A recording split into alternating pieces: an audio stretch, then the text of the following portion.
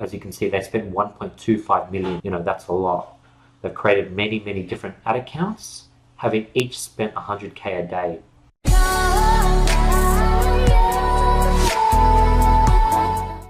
Hey guys, what's up? Today I'll be doing a pretty different video.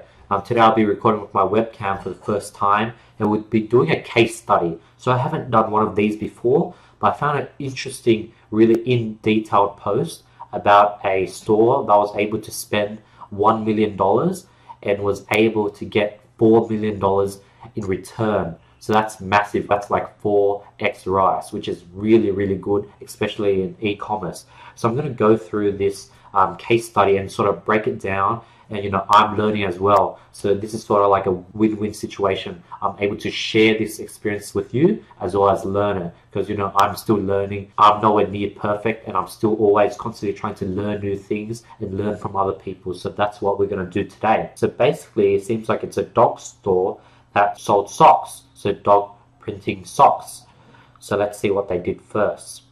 So as you can see, they had a Facebook rep. That's how they were able to scale their ad account to 100K days. Okay. As you can see, they spent 1.25 million. That's a lot. They've created many, many different ad accounts, having each spent 100K a day. Ensuring credit limit, so they made sure their credit card had a huge limit to be able to satisfy their daily spending limits. Also, they made sure their store, Shopify, wouldn't break if there was a lot of traffic. Okay, this is pretty interesting. Finding your 4x ROAS. So they launched 10 to 12 different organic posts, and they spent $50 to boost each one of them. Now they look for the one that got the most combined likes, comments, and share, and that is the one that they'll use as the winning ad creative. So this saved a lot of time on testing, so they just determined which creative did best right off the bat. And they ran PPE first to generate the engagement, social proof. So this is the ad. Oh, very interesting. So this is like a print-on-demand sock with the dog's photo.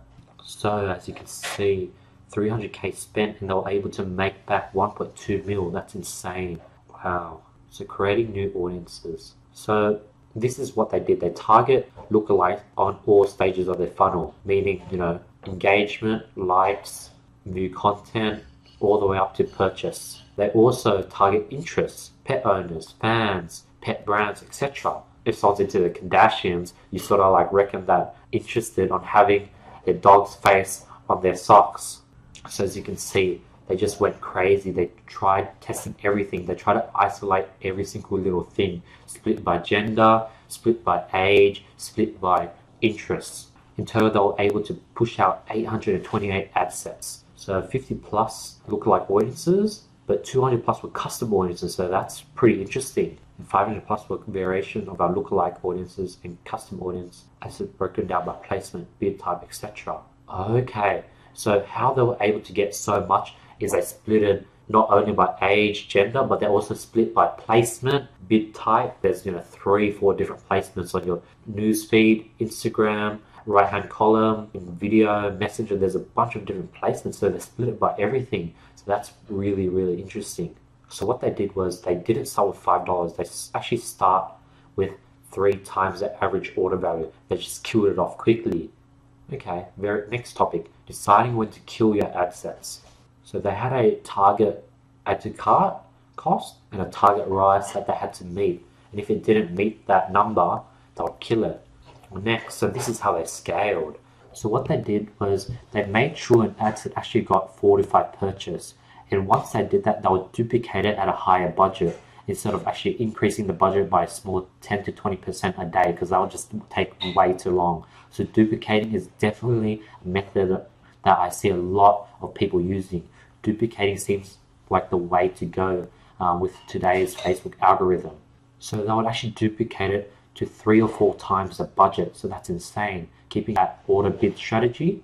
Wow. And then if the duplicated ad sets that was already 3 or 4 times X was also doing well, they would duplicate it again 3 to 5 times running manual bid. So as you can see, they actually did it by broad interests, age, female, manual bidding, and this was their bid. So their bid cap was quite high. Interesting. So as you can see, they had 3 separate manual bidding.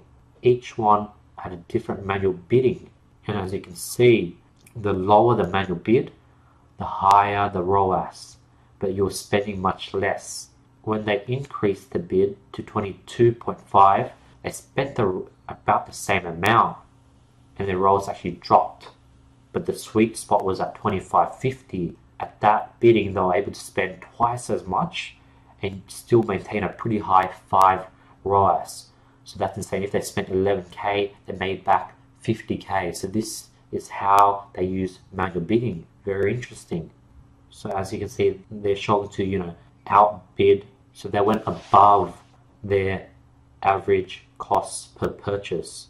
Very interesting. So they actually also implemented influencer marketing. But what they did differently was they reached out to Facebook page, not Instagram pages. So they reached out to I Heart Dogs with 4 million likes.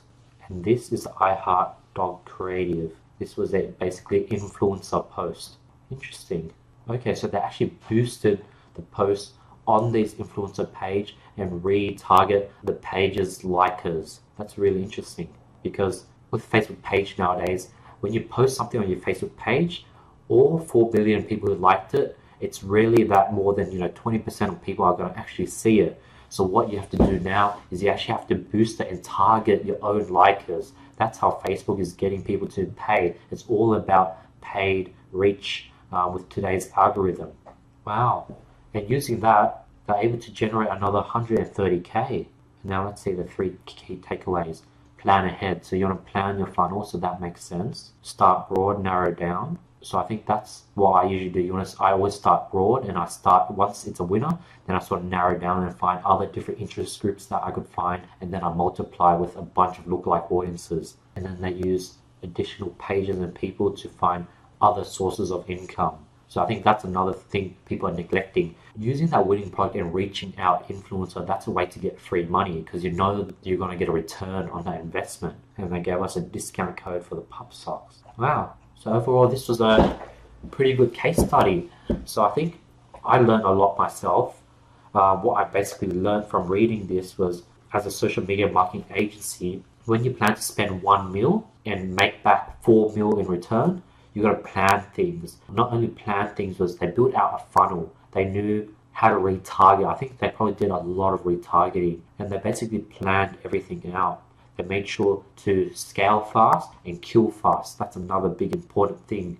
And they didn't leave anything to chance. They made lookalike audiences on everything. They made sure to use influencers. So basically, they made sure that where money was, they were in and on that platform. So yeah, I hope you guys like this video. I learned a lot going through it. Hopefully you guys hopefully me breaking it down probably made it much easier. And maybe, if you can't be bothered reading this whole thing, going through this video just made it easier for you. So that was my goal. And I also wanted to go through it while filming it to, bring you guys on my journey, because I'm still learning.